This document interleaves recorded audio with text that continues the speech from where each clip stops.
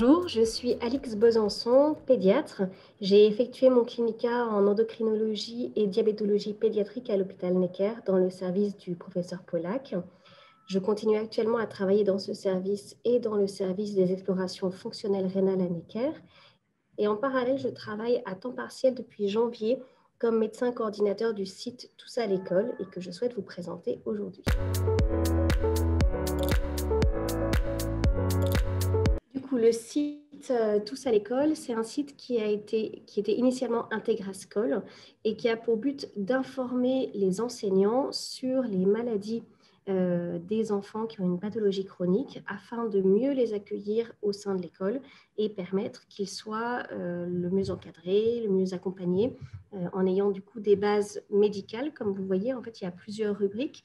Il y a une rubrique qui est rendre l'école accessible, donc qui sont tous les contenus pédagogiques comme l'aménagement des temps de récréation, l'aménagement des examens, la prise en charge d'un malvoyant, etc. Il y a une rubrique qui est plus médicale, qui est s'informer sur les maladies et leurs conséquences dont j'ai la responsabilité. Une sous-partie en vert qui est le point de vue des associations de patients et des personnes qui sont concernées.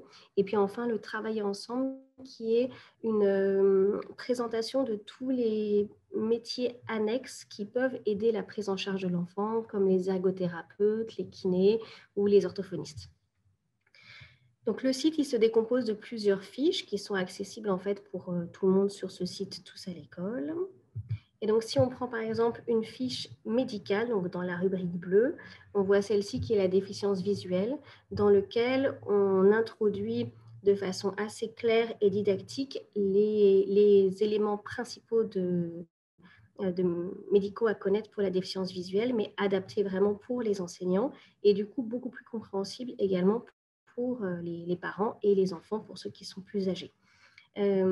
Si on prend par exemple une autre rubrique qui est la rubrique verte qui parle des associations, en fait on a mis en ligne toutes les associations, enfin, une grande partie des associations avec leur adresse, leur but et surtout leur adresse électronique afin que les parents qui consultent ce site puissent être rapidement mis en lien avec les associations, de même que les enseignants, a fortiori, pourraient contacter les associations pour savoir quels seraient les supports utiles pour leurs patients, pour les enfants plutôt qui ont des maladies chroniques.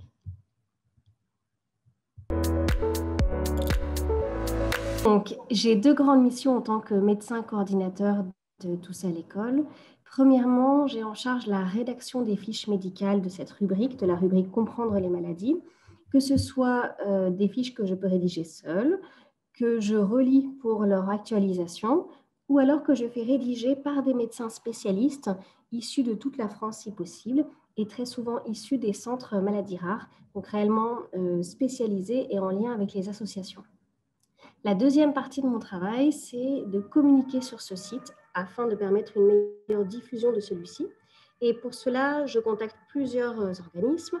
D'une part, les centres maladies rares, les associations de patients, les enseignants, bien évidemment, via le ministère de l'Éducation et les MDPH, donc les maisons de l'handicap. Et il faut savoir que tous ces projets, tous à l'école, je ne le fais pas uniquement dans mon coin, mais je travaille entièrement en binôme avec la coordinatrice pédagogique du site, qui est Anne-Marie Sandrin-Buis. Et on travaille vraiment ensemble pour s'assurer que les contenus soient compréhensibles de part et d'autre et qu'ils répondent au mieux au soutien des enfants pris en charge par les enseignants.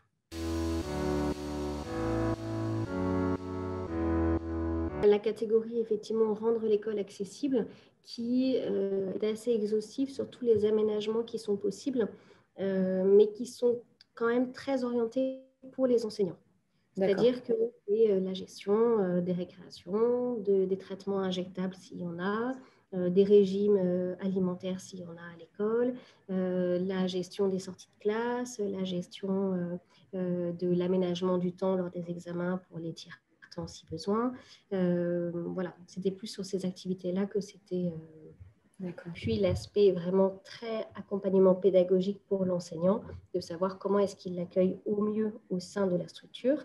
Et de façon annexe, comme le site a été utilisé finalement par les associations de patients et les parents, eh bien, on s'est retrouvé à donner de l'information effectivement choisie par les médecins référents ou par moi-même pour la plupart des pathologies typiques de pédiatrie. Et on a essayé effectivement de pouvoir donner des liens intéressants pour des contenus pédagogiques qu'on trouvait pertinents. D'accord. Le public visé de Tous à l'école était vraiment les enseignants pour promouvoir l'accueil adapté des enfants. Et puis rapidement, comme les parents ont pris connaissance du site, c'est eux qui ont largement favorisé le lien direct avec les associations de patients pour diffuser le contenu de nos fiches et permettre qu'elles soient elles-mêmes transmises au sein des sites des associations. Et puis par la suite, en fait, le bouche à oreille a permis de contacter de plus en plus d'associations de patients et d'obtenir par ces associations une meilleure visibilité du site. Et c'est ce qui a permis notamment de passer de 600 000 visites du site par an en 2018 à 1,2 million. Donc, on a vraiment doublé le nombre de visites du site grâce probablement à la diffusion au sein des associations de patients de ce site. Et on a besoin de l'association des patients pour nous faire un retour sur la compréhension de ces fiches et sur l'enrichissement de celle-ci, puisqu'en fait, très généralement, les patients et associations de patients sont bien plus souvent au fait des actualités dans les pathologies, finalement, que nous. Et donc, c'est important d'avoir le recul quand ils trouvent qu'une information est pertinente et qu'on peut, du coup, la mettre en lien sur la fiche pour que d'autres puissent en bénéficier. Enfin, nous sommes également très demandeurs de témoignages de patients, de parents et de professionnels pour alimenter toute notre base de données qui renforce l'idée que ces enfants ont besoin d'être accompagnés et que ce site est une aide pour toutes ces familles. Tout à fait, parce que les associations de patients sont finalement extrêmement actives et du coup, dès qu'il y a un nouveau traitement, ils en parlent beaucoup. Dès qu'il y a une nouvelle façon de faire, une nouvelle démarche diagnostique, ils sont toujours au taquet pour nous dire là, vous devriez parler de ci, de ça. Et je trouve ça très bien parce qu'eux font une relecture très actuelle en fait, du site et nous forcent quelque part à toujours améliorer le site. Mais être en veille constante en fait. C'est ça, exactement. En fait, il nous permet d'avoir une veille constante parce qu'on ne peut pas avoir accès à tout, on n'a pas la science infuse. Et donc, heureusement, ils sont là pour nous rappeler toutes les avancées géniales en médecine.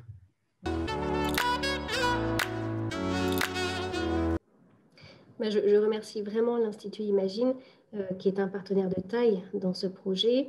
D'une part parce qu'il a permis d'optimiser les échanges avec des professionnels experts dans de nombreuses pathologies et qui a permis la bonne marche de la rédaction de nombreuses fiches, mais également parce qu'il a créé un environnement justement à l'échange entre les différents acteurs, entre les professionnels très spécialisés, les associations de patients et puis l'enfant, entre guillemets, qui est atteint de sa pathologie, parce que beaucoup finalement sont suivis au sein de l'hôpital Necker, même si évidemment il y a un rayonnement dans toute la France.